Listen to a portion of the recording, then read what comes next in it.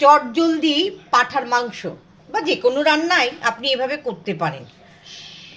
মুরগির মাংসের ঝোল করতে পারেন, তারপরে ধরুন এঁচোড়ের ডালনা করতে পারেন। কোথাও গেছেন, একটু রিচ রান্না খেতে ইচ্ছে করছে, বেড়াতে গেছেন, নিজের হাতে রান্না খাবেন, বা ধরুন এমন একটি জায়গায় গেলেন যেখানে আপনার ব্যবস্থা খুব একটা নেই, তো ব্যবস্থা করতে হবে, কীভাবে করবেন?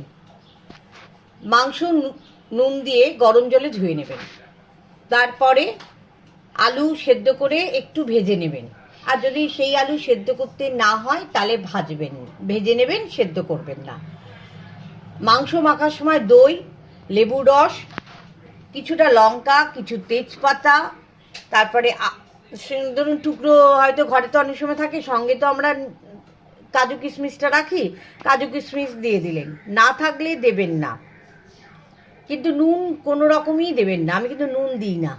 আগে হলুদ দিয়ে, জিরের গুঁড়ো দিয়ে, একটু সেদ্ধ করা আদা বেটে দিয়ে, পেঁয়াজ কুচি, তার সঙ্গে হচ্ছে রসুনের কোয়া দিয়ে নিয়ে একসঙ্গে আপনার মেখে নিয়ে সেদ্ধ করলাম। তারপরে সেদ্ধ হয়ে গেল, এদিকে আলু ভাজা হয়ে গেল। তেলের মধ্যে আপনি কয়েকটা চিনির দানা, একটু নুন দিয়ে, আপনি তেজপাতা দিয়ে একটু তেল তেজপাতা তুলে রাখুন, কষিয়ে নিয়ে ভালো করে গরম জল ঢেলে দিন। দেওয়ার পরে যে তেজপাতার তেলটা রেখেছেন সেই তেজপাতার তেলটা দিয়ে দিন। দেখেছেন?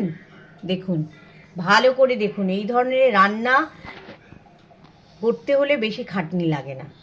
তবে হ্যাঁ, সহযোগিতা থাকলে, আন্তরিকতা থাকলে সেই রান্না কিন্তু ভালো হবেই। অস্থিরতা থাকলে তো রান্না ভালো হয় না। তবে আমি সব পরিস্থিতিতে নিজেকে মানিয়ে নিয়ে, নিজেকে ঠান্ডা রেখে এর সঙ্গেই থাকি তো যন্ত্রটার সাথে, তাই রান্নাটাও সেরকম সুন্দর হয়।